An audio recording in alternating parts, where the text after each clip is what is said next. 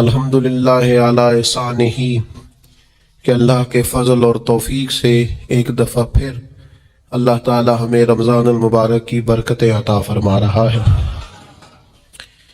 اللہ تعالیٰ نے قرآن مجید میں ارشاد فرمایا ہے کہ یا ایہا الذین آمنوا کتب علیکم الصیام کما کتب علی الذین من قبلکم، اے ایمان والو تم پر روزے فرض کیے گئے ہیں جس طرح کہ تم سے پہلے لوگوں پر فرض کیے گئے تھے، لعلکم تتقون، تاکہ تم پرہیزگار ہو جاؤ۔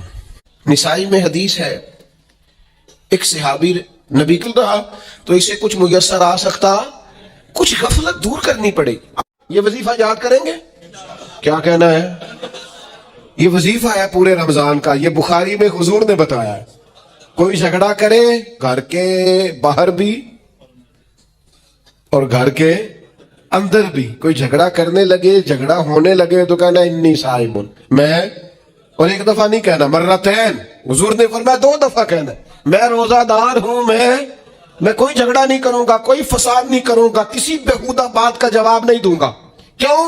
اس لیے کہ میری ایک شان ہے، میں روزہ دار ہوں، میں اس وقت ایک منصب پر فائز ہوں، میں روزہ دار ہوں۔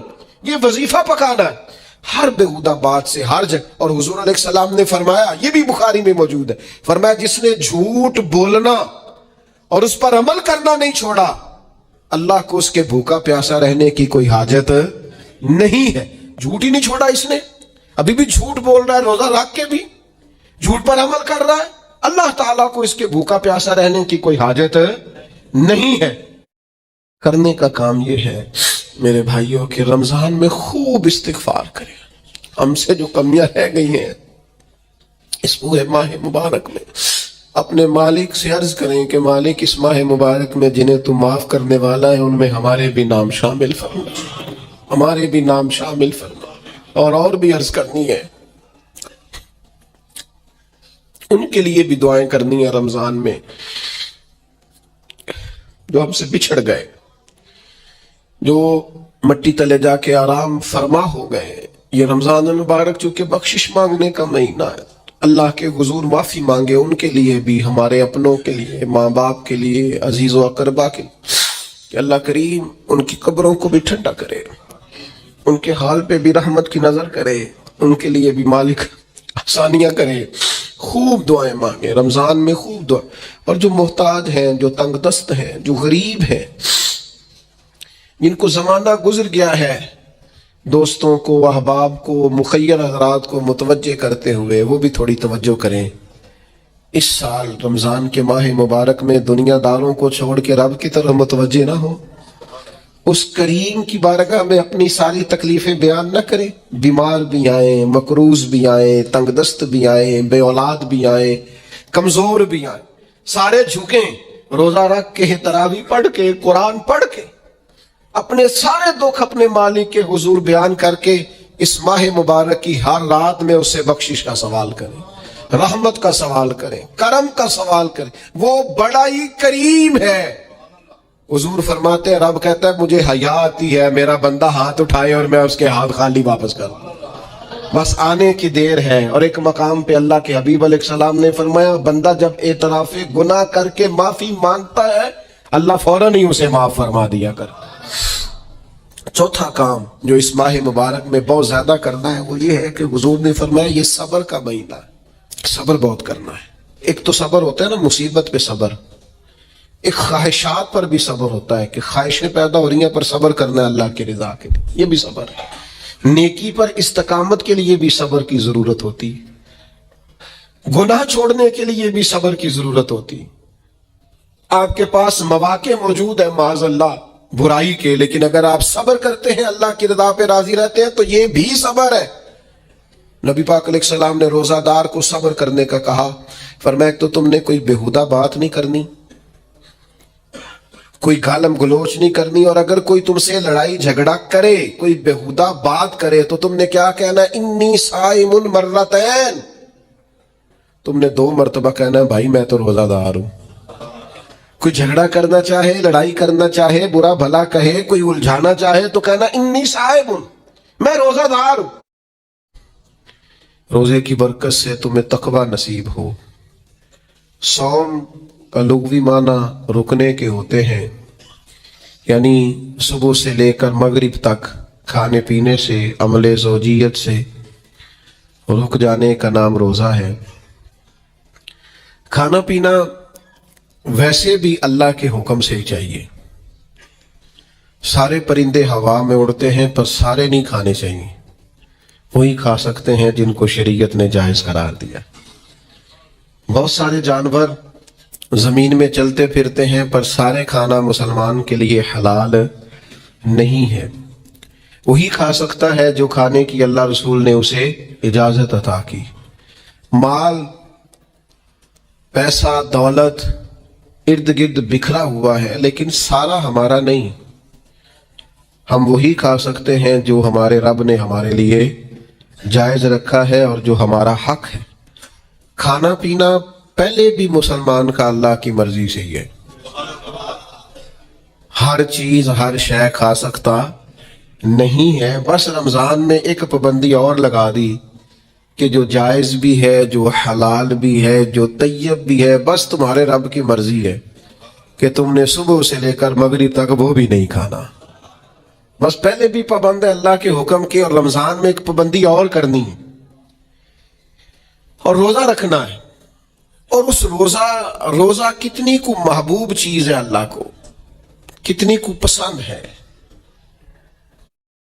आप जरा रमजान की शान तो देखें।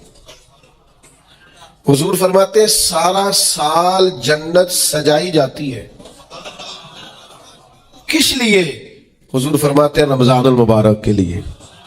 सारा साल जन्नत सजा दी जाती, उसको तैयार किया जाता है रमजान की सआदत अफरोज घड़ियों के लिए, उन मुकद्दस अय्याम के लिए जो लेकर रमजान साया फिगन होता है, उसके लिए पूरा साल जन्नत को सजाया जाता है, तज़ीनो आराइश की जाती है।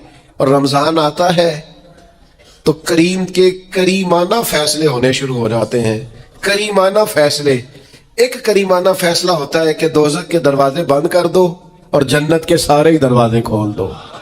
इसको रास्ता किया गया है। फिर आपको पता है एक अनोखी बात भी आपसे करनी है। कानून नाफिज करने वाले इदारों को ना मुजरिमों का पता होता है, उनको पता होता है किस किस जगह कुछ फसादी लोग हैं। वो देखते हैं ना मुल्क में कोई खास मेहमान आ रहा है जो मुल्क के लिए फायदा मंद है और वतन के लोग और वतन को उससे फायदा होगा, इस्तेफादा करेंगे लोग उसके आने से। वो क्या करते हैं, उन फसादियों को पहले बंद कर देते हैं। कहते हैं ऐसा ना हो कि ये आके कोई खराबी करे, वो मना कर देते हैं। तो याद रख ले, समझ ले, हुजूर फरमाते शैतान को भी कैद कर दिया जाता है। रमजान आने वाला है तो अल्लाह शैतान को कैद कर देता है, जकड़ देता है। फरमाया रमजान आ रहा है और मेरे बंदों ने अपनी बख्शिश करानी है, उन्होंने मेरी इबादत करनी है, उन्होंने रोजे रखने हैं, उन्होंने आकर के अल्लाह के हुजूर माफिया मांगनी है। और रमजान की हर रात में 70 हजार या बिला मिसालो बिला तशबीह अल्लाह जाने कितने बेहिसाब लोगों की रब ने बख्शिश करनी है। ये शैतान बड़ा मक्कार है, ये खुला हुआ दुश्मन है, कोई खराबी ना कर दे लिहाजा पहले इसे बांध दो। खराबी ना करे किसी किस्म की, उसे बांध दिया जाता है।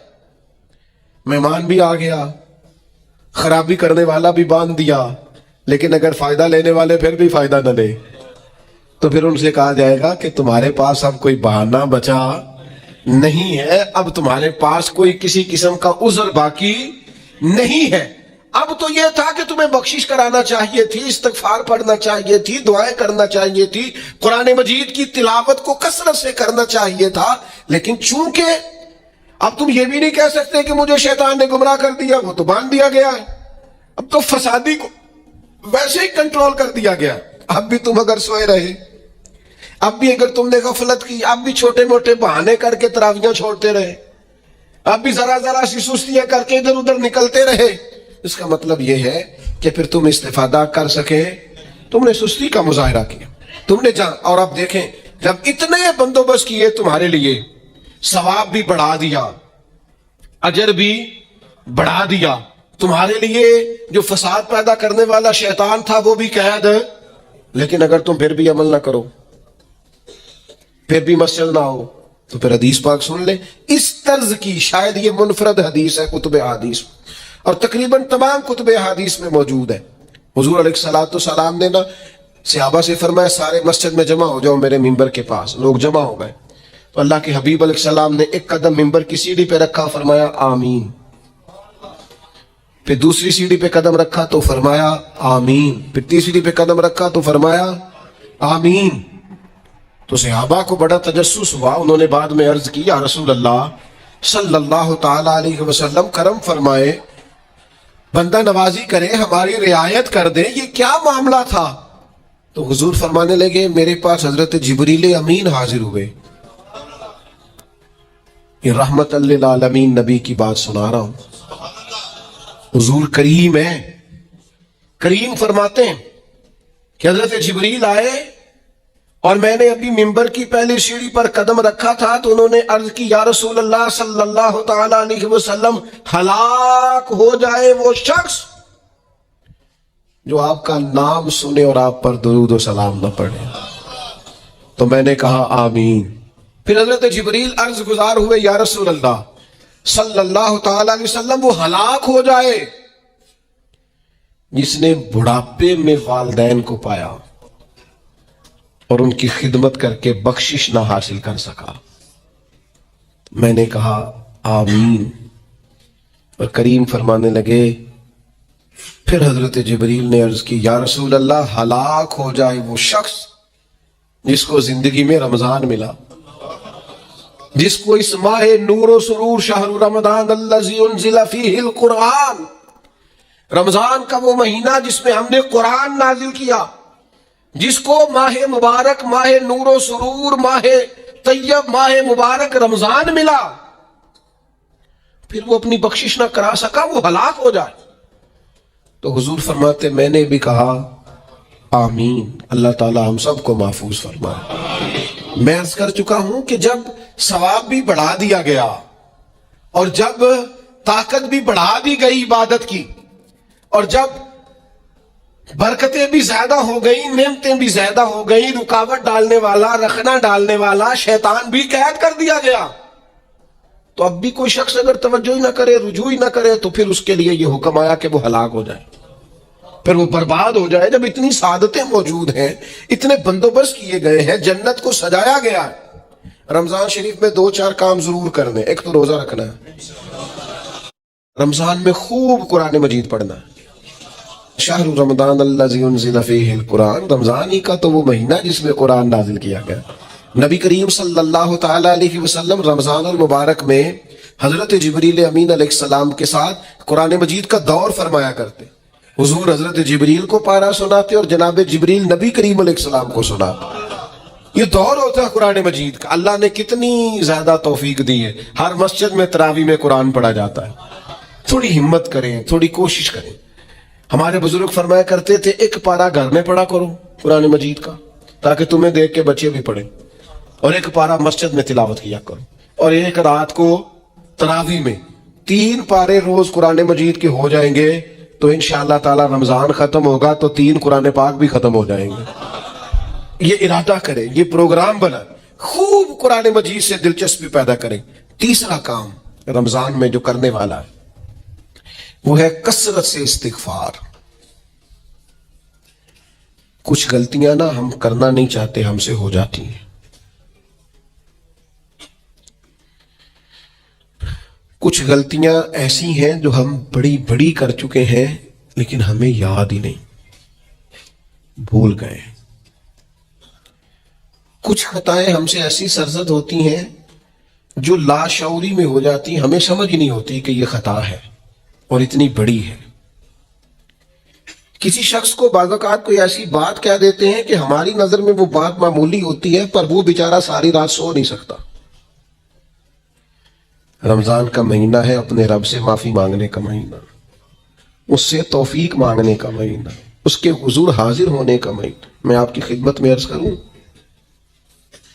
حضرت عائشہ صدیقہ فرماتی ہیں نبی پاک نے فرمایا صلی اللہ تعالی علیہ وسلم, جس سے اللہ نے قیامت والے دن حساب پوچھ لیا نا اس کے لیے مشکل ہو جائے گا.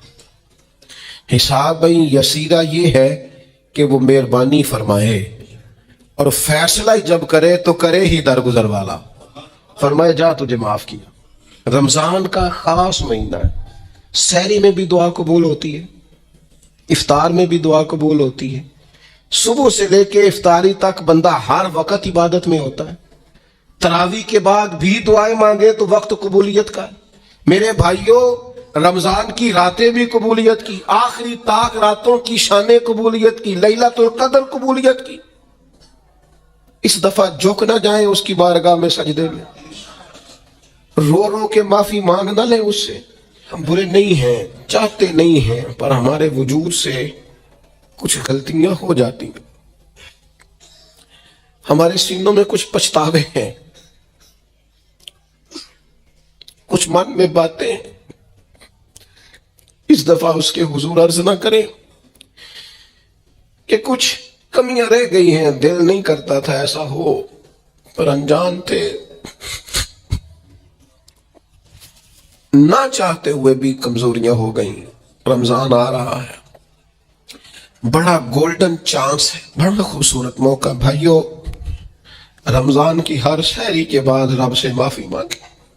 آپ کو پتہ ہے اتنی بڑی امت مسلمہ لیکن ہر گلی میں کمزور ہے، ہر جگہ رسوائیاں ہمارے ساتھ چمٹی ہوئی ہیں، ہم چاہ کے بھی اپنے بھائیوں کی مدد نہیں کر سکتے۔ میرے پاس ایسے ایسے جوان آتے ہیں جو کہتے ہیں ہمیں بتائیں نا ہم فلسطین کے لیے کیا کر سکتے، ہمیں بتائیں نا۔ یہ ہماری بے بسی، یہ ہماری غلطیوں کا نتیجہ ہے۔ تو خوب استغفار کریں، اپنی کوتاہیوں کی معافی مانگیں۔ رمضان کی ہر صبح میں، ہر شام میں، ہر دن میں، ہر رات مصلے بچھا بچھا کے عرض گزار ہوں کہ مالک تو ہمیں معاف فرما۔ اور میں آپ سے ایک اور بات بھی عرض کروں، شیخ ابو الحسن کو میں پڑھ رہا تھا تو روتے جا رہے تھے، روتے جا رہے تھے، روتے جا رہے تھے۔ ایک شام تو ان کے کچھ لوگوں نے ان سے کہا کہ حضور اس قدر زیادہ آہوزاری؟ تو فرمانے لگے میری بس اتنی خواہش ہے کہ جب میں اپنے رب سے ملوں نا تو میرا رب مجھے ناراض نہ ملے۔ تو میں ہر وقت اس لیے تڑپتا ہوں کہ میرے اندر جو کوتاہیاں مجھ سے ہو گئی ہیں میرا مالک وہ مجھے معاف کر دے۔ ہم نے کوشش کی ہے زندگی میں ماں باپ کی خدمت کرنے کی، لیکن نہیں، ہم سے ان کے حق ادا نہیں ہو سکے۔ کوشش کی ہے بہن بھائیوں پر توجہ دینے کی، لیکن حق ادا نہیں ہو سکے۔ چاہیے تھا اولاد کی تربیت بڑی شاندار کرتے، لیکن سہولتیں کچھ زیادہ دے بیٹھے، لاڈ پیار کچھ زیادہ کر سکے، ان کی تربیت کا بھی صحیح حق ادا۔ اللہ نے عزتیں زیادہ دی تھی، جواب میں ہماری خدمتیں تھوڑی، ہم اپنے رب کی بارگاہ کی حاضریوں کے بھی حق ادا نہیں کر سکے۔ اس نے ہمیں نوازا زیادہ ہے، ہمارا شکر کم ہے، ہم اس کا حق ادا۔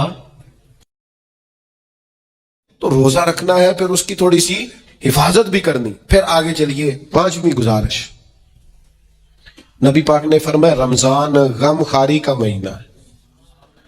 آپ کو پتہ ہے جو بندہ روزہ نہ رکھ سکے کسی خاص مجبوری کی وجہ سے، بیماری کی وجہ سے، کسی عذر کی وجہ سے، تو قرآن مجید نے کیا کہا؟ وہ ایک مسکین کو کھانا کھلائے۔ روزے کا فدیہ یہ ہے کہ پھر وہ کیا کرے؟ روزہ نہیں رکھ سکتا تو مسکین کی خدمت کرے۔ شرعی حکم یہ ہے کہ کسی نے اگر روزہ توڑ دیا رمضان کا تو 60 روزے رکھے کفارے میں۔ 60 نہیں رکھ سکتا تو پھر 60 مسکینوں کو کھانا کھلائے۔ تو بار بار روزے میں مسکین کا ذکر آ رہا ہے۔ نبی کریم صلی اللہ تعالی علیہ وسلم نے ارشاد فرمایا جس شخص نے کسی روزہ دار کو افطاری کرائی تو اللہ تبارک و تعالی افطاری کرانے والے کی بخشش بھی فرما دے گا، اور فرمایا جتنا اجر روزہ رکھنے والے کو ملے گا اتنا ہی اجر اللہ افطار کرانے والے کو بھی